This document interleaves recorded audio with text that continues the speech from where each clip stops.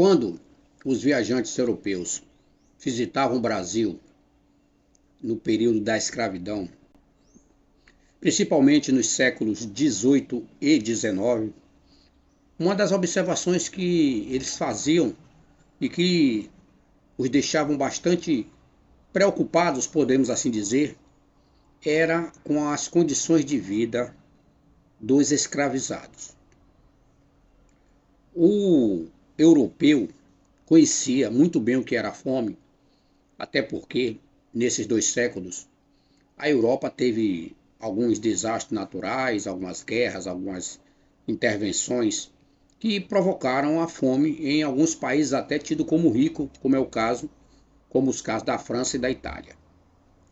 Então, lá entendia-se que a fome era uma questão complicada, porque a Europa não tinha condições na época de produzir todos os alimentos necessários para manter a sua população e por conta disso dependia da exportação de diversos itens. Já aqui no Brasil não, o Brasil era um país rico, com recursos naturais de todas as ordens e grandezas.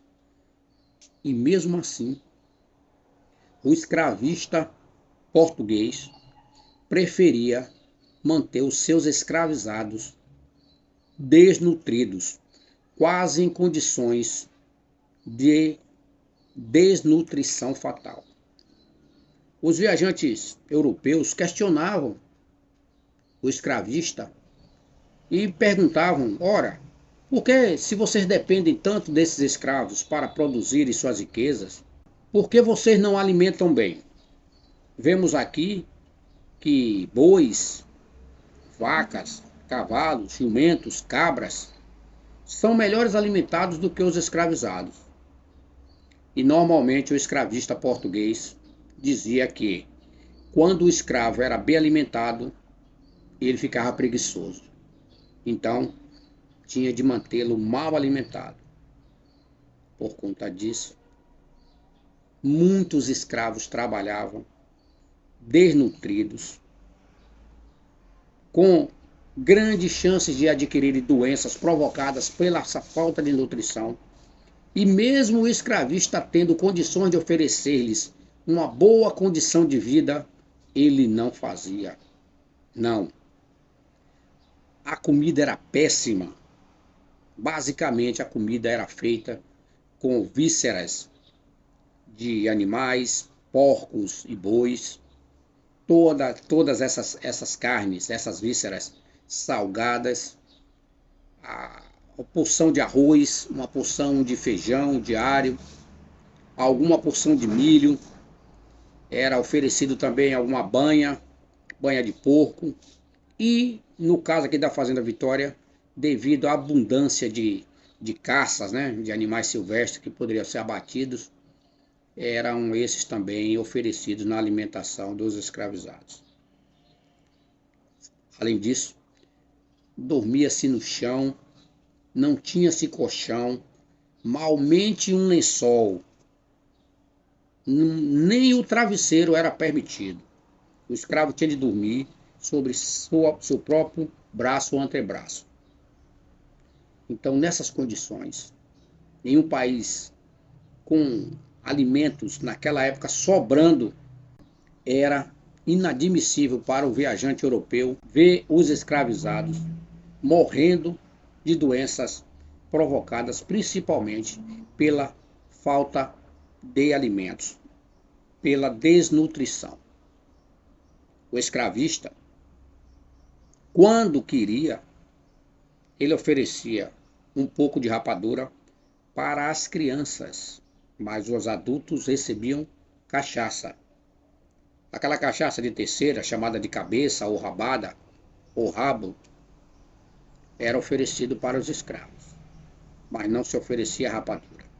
A rapadura era oferecida às crianças até 7 anos de idade, quando começavam a utilização dessa mão de obra infantil na lavoura. As crianças sim, atuavam na seleção de sementes, na lida de alguns animais pequenos, na extração de ervas daninhas, até de caça de serpentes, crianças eram utilizadas. Então, a alimentação era terrível, muito ruim. No Rio de Janeiro, quando da chegada da família imperial no ano de 1808, que esses foram para uma fazenda chamada Fazenda Santa Cruz, descobriram que lá os escravizados tomavam uma alimentação chamada de caldeirão dos pobres, que na verdade era um tipo de sopa que os jesuítas já vinham usando desde do século XVI, quando da ocupação do Brasil, que era uma sopa com todos os legumes e principalmente diversas plantas medicinais e pedaços de carnes ou peixes, ou algumas aves. E essa sopa era distribuída todos os dias para as crianças e para os enfermos em alguns hospitais. E verificou-se então que esses escravizados que se alimentavam com aquela alimentação, com aquela sopa, né, do famoso caldeirão dos pobres, tinham uma vida melhor em termos de saúde. Aqui na Cis Maria Vitória nós não temos relato desse tipo de alimentação. O escravista, dono da Cis Maria Vitória, Fernando de Steiger, ou Fernando Steiger, cita nas suas cartas que ele oferecia a ração normal para ele, era 400 gramas de carne e alguns legumes, em torno de 2 quilos de batatas ou inhame, e as hortaliças que eram cultivadas pelos escravos. Em alguns casos, alguns escravizados usavam seu período de folga à noite, ou então nos finais de semana, para produzirem algumas pequenas roças, alguns pequenos roçados próximos às senzalas, para ali poder cultivar alguns legumes. A produção de farinha era também aqui muito comum, aqui na Cis Maria Vitória, e mesmo assim, alguns escravizados tinham de plantar a mandioca ou o aipim para fazerem as suas próprias farinhas, porque as farinhas que eram produzidas na fazenda eram para ser comercializadas e não produzidas para alimentação. Então, em fornos rudimentares, esses escravizados faziam beijus, tapioca, farinha e produziam também alguns tipos de mingaus, alguns tipos de bolos, como bolo de puba, bolo de milho com coco, nesses fornos rudimentares. Mas, para o escravista, ele não queria alimentar bem o escravizado. Para ele, como ele malmente sabia, era melhor manter o escravizado desnutrido e esperar que ele morresse logo. Já o escravizado, por sua vez, em muitos casos, não queria ser bem alimentado, porque o que ele queria mesmo era morrer. A morte era a verdadeira fuga da escravidão, porque mesmo fugindo para os quilombos, mesmo tentando algumas vezes afastar-se da sociedade, mais cedo ou mais tarde aparecia um capitão do mato com a sua milícia indígena e aprisionava novamente aquele escravizado, e ele que tinha vivido alguns dias ou alguns anos de liberdade voltava ao cativeiro. Nesses casos, como era muito comum, a maioria dos escravizados recapturados que já viviam anos nos seus quilombos, quando voltavam para a fazenda, esses se suicidavam. Então, vejam vocês as condições de vida. O escravista, que nunca teve amor no coração, nunca teve compaixão de, pelo menos, alimentar bem aqueles que lhe provia mão de obra e riqueza.